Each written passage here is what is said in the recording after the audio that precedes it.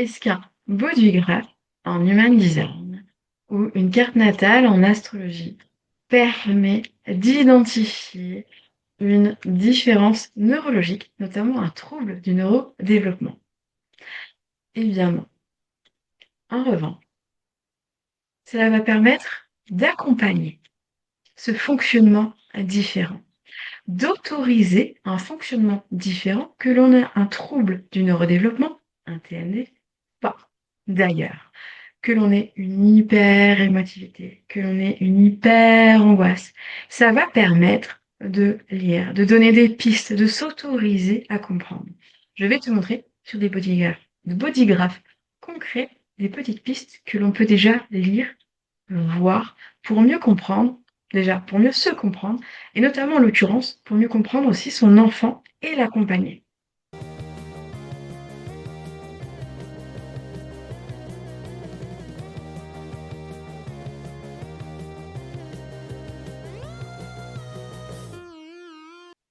Bonjour et bienvenue. Je t'expliquais en introduction que non, un bodygraph, le schéma généré en Human Design, que l'outil de connaissance de soi qu'est l'Human Design, je te remets une vidéo si tu ne sais pas ce que c'est, euh, et en bio, tu auras aussi des explications, tu as notamment mon blog, etc., pour expliquer ce que c'est, ne permet pas d'identifier une neuroatypie.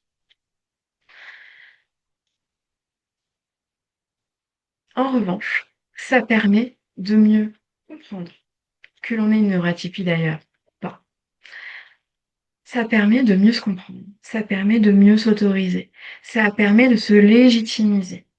Et moi, j'utilise cet outil notamment pour accompagner mes enfants dans leurs différences et trouver comment leur permettre de révéler encore plus leurs dons, leurs talents, leur chemin. Je te montre. Me voilà à côté. Donc, on est sur j'ai fait une capture écran anonyme du bodygraph d'un de mes enfants, que l'on voit ici. Donc, quand on génère ces données de naissance, sur beaucoup de sites, d'Human Design, ça nous fait donc ce bodygraph, ce schéma que l'on va du coup analyser et comprendre. Typiquement, ça c'est un bodygraph d'un de mes fils qui a un trouble du neurodéveloppement. Et du coup, notamment TSA. Et dessus, il n'y a rien, je le redis, qui permet de dire cet enfant a ci, a ça, a telle euh, euh, caractéristique, etc.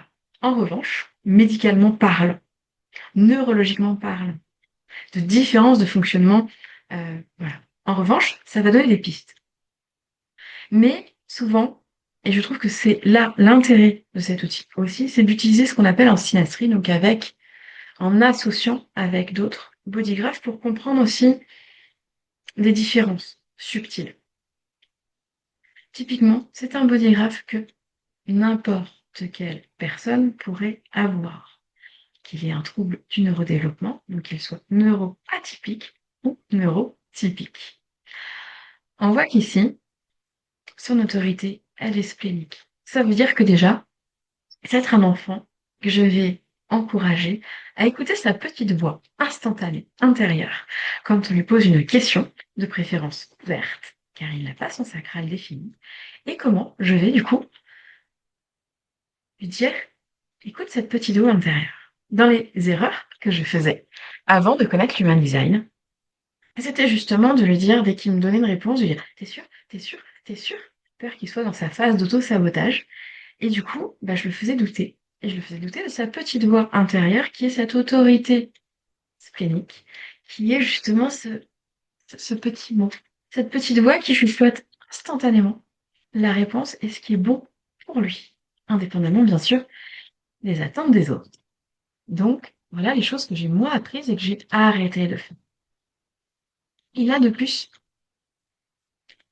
son soleil conscient en porte 57. La porte 57, c'est la porte de l'intuition de l'human design. Je précise que ce n'est pas parce qu'elle n'est pas définie, donc qu'elle n'est pas, pardon, active, donc colorée, que nous n'avons pas d'intuition. Moi, typiquement, je n'ai pas cette porte 57, ça n'empêche que je canalise canalise très bien et que je capte énormément de choses et j'ai toujours eu beaucoup, beaucoup de ressentis. Mais ça va se jouer sur d'autres choses, d'une autre manière et justement avec un gros problème de légitimité longtemps pendant des années. Lui, il l'a, mais c'est quelque chose qui va fuir. Il va avoir tendance à fuir justement cette fameuse petite voix. Cette fameuse je me fais confiance. Et effectivement, cette connexion subtile. C'est un enfant, est-ce que amplifié par l'autisme ou pas, va avoir tendance à être très dans le cartésien, à être très dans le concret, dans le palpable, qui va se faire ses propres opinions, ses propres déductions. Donc du coup, moi j'essaye de lui ouvrir sans aller dans ses peurs, parce que c'est aussi le centre des peurs. Donc, mais de savoir qu'il a cette pépite-là en lui. Donc de complètement lui faire confiance sur son intuition.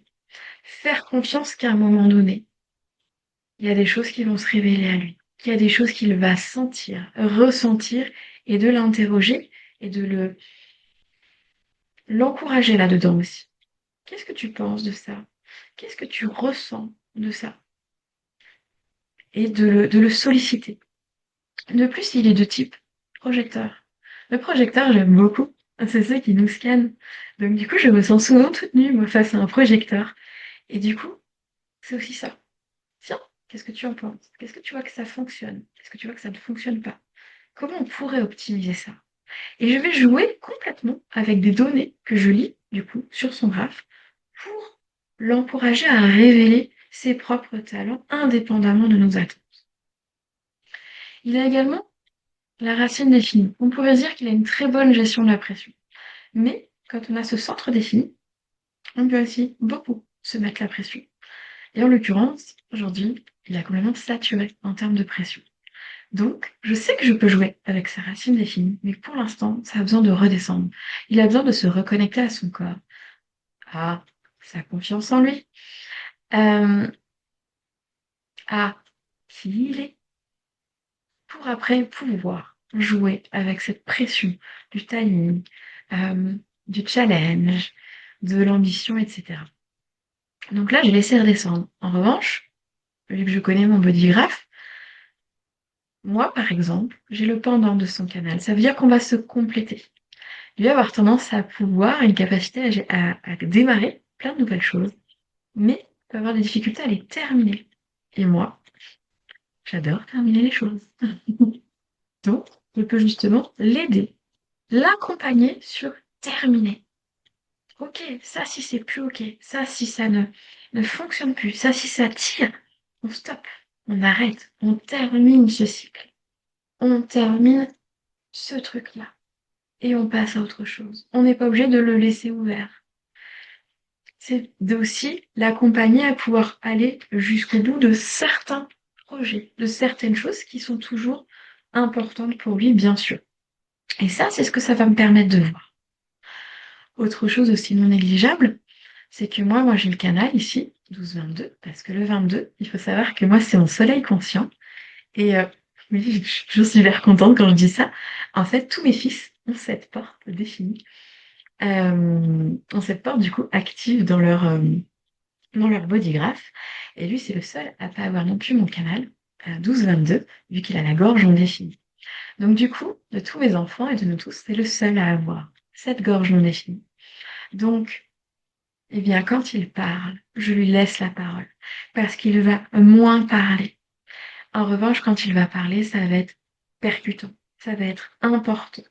Donc, j'essaye vraiment de conserver ça. À mon contact, il va aussi, du coup, avoir plus de facilité à exprimer ses émotions. Quand je ne suis pas dans les miennes, parce que nous tous, donc ses frères et moi, avons ce petit plexus solaire défini qui est le centre des émotions. Donc, nous sommes tous voilà, des feux d'artifice, on va dire. Et lui, ben, il nous capte et il nous amplifie. Donc, si moi, je suis moi-même dans mes émotions, lui, il va être boum, il va complètement tout bloquer. En revanche, si je suis apaisée, posée, il va pouvoir du coup, mettre des mots aussi sur ses émotions. Et c'est ce que je l'encourage à faire. C'est ce que je vais, voilà, l'amener à faire. Donc, qu'est-ce que tu ressens là? Quelles sont tes émotions? Comment on peut les exprimer? Quels sont les mots? Etc. Je vais imprimer aussi la roue des émotions, qui est super, je trouve, à tout âge, du reste, pour pouvoir mettre des mots. Parce que parfois, on ressent plein de choses et on n'arrive pas à mettre des mots dessus. Parfois, il faut du temps. Moi, je sais que j'ai besoin de laisser retomber, justement, pour remettre après des mots et du sens. Donc, il a cette caractéristique-là. Du coup, il peut être complètement happé par les émotions des autres. Et du coup, ça va complètement aussi bloquer toute euh, son intuition. Et donc, son identité. Donc, sa gestion du stress, du timing, etc. Là, donc j'ai parlé de la gorge non définie, sur l'importance de lui laisser aussi sa place quand il a ce besoin d'exprimer, car en plus, donc pareil, c'est le seul à avoir des centres, ce centre non défini. C'est celui qui a le plus de centres clairs. Je suis pas loin derrière lui. Et du coup, je sais que ça peut être vraiment...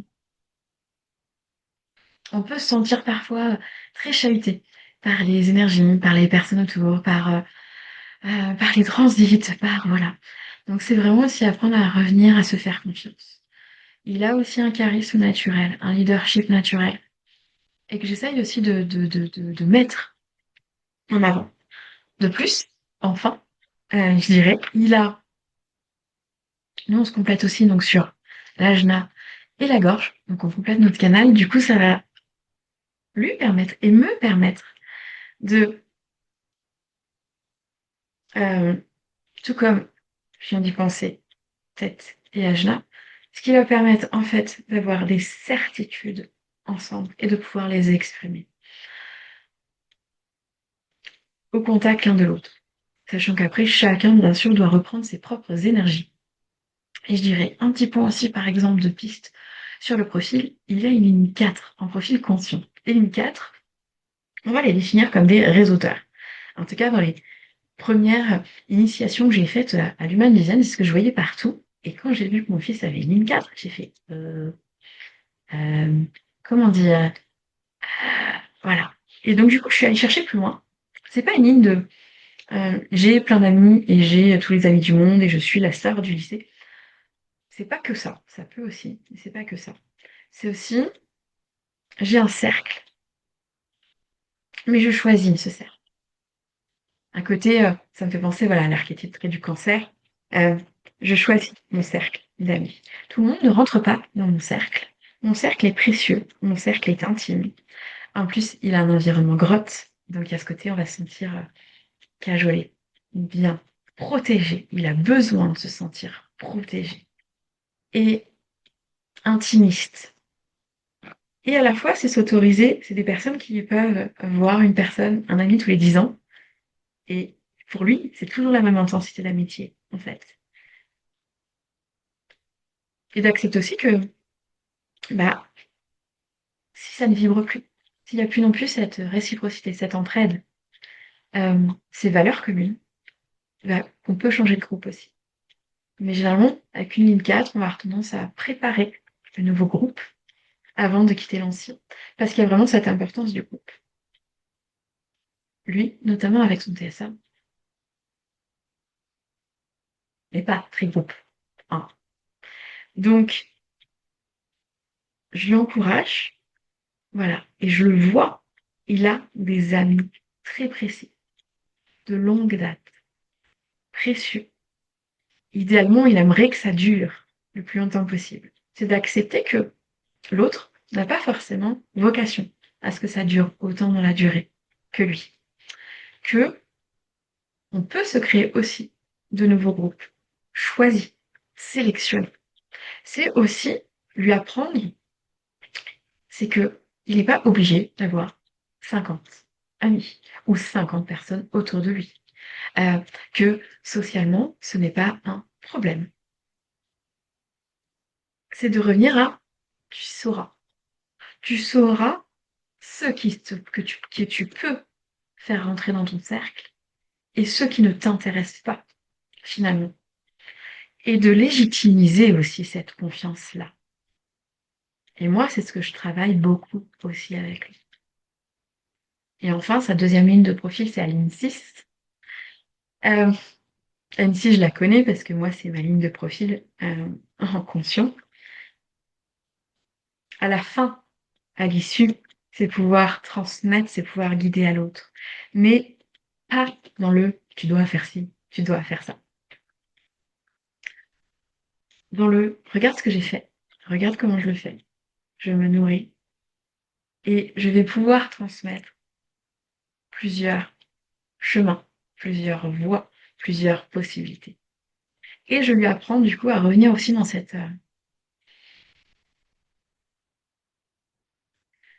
il n'y a pas qu'une seule vérité.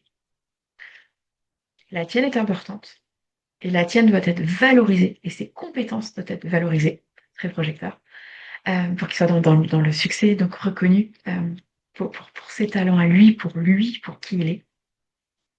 Et à la fois d'accepter que il peut y avoir d'autres nuances aussi, et que l'autre est libre de choisir ou non d'y aller. Tout comme d'attendre d'être invité à s'exprimer, à, à communiquer, à dire ce qu'il vaut, ce qu'il ressent, qui est effectivement son spectre et ses lunettes de vue, euh, mais qu'il en existe aussi d'autres. Et que l'autre n'est pas obligé de choisir ce chemin-là aussi. Et donc, je lui apprends aussi cette nuance-là, tout en, effectivement, prenant en compte des caractéristiques euh, de son trouble du neurodéveloppement. C'est-à-dire que ça, c'est des pistes, et je le vois vraiment comme des propositions, comme des ouvertures, comme des... Voilà, certaines vont me parler à certains moments, d'autres peut-être plus tard. On réactive en plus parfois les transits, révolutions solaires, etc. Voilà, qui vont être des moments clés aussi de vie qui vont activer d'autres énergies. Mais c'est surtout de respecter aussi le fait qu'il va avoir un fonctionnement différent et que du coup, on va concilier. Comment est-ce qu'on peut concilier, en fait, plusieurs choses pour que lui se sente euh, le plus heureux, le plus épanoui, qu'il se construise, etc. Et donc, c'est vraiment un outil. Moi, j'utilise de cette manière pour aller... je vais arrêter le partage. Pour aller le soutenir, en fait, en associant euh, des caractéristiques type du TSA, ou du moins celles que je vois chez lui, des besoins particuliers. En même temps, euh, le TSA avec l'environnement grotte, c'est hyper compatible, parce qu'on est justement sur ce truc sécure. C'est pas pour autant qu'on fuit la lumière. J'ai fait une vidéo sur l'environnement grotte, si ça t'intéresse. Et caverne aussi. C'est grotte et caverne. C'est selon les versions. Et il y a ce côté, euh, voilà, cocon. Cocon. Mais en même temps, lui, quand il s'ouvre, c'est pas avec tout le monde, mais quand il s'ouvre, c'est une pépite, vraiment, et qui nous emporte avec lui. Et là, on va l'écouter. Là, on va le suivre, hein, parce qu'il a des connaissances, des compétences, une recherche d'information, une pertinence, voire de l'humour, euh, qui du coup vont faire qu'il va devenir complètement magnétique à ce moment-là. Et moi, j'utilise du coup cet outil pour l'accompagner. Bien sûr, si tu veux en savoir plus, je propose des lectures individuelles ou familiales. Voilà, il y a plusieurs formats qui existent. Et voilà, n'hésite pas à mettre en commentaire si ça te parle, si tu retrouves aussi des caractéristiques et, euh, et si, comment dire, oui, moi c'est vraiment un outil pour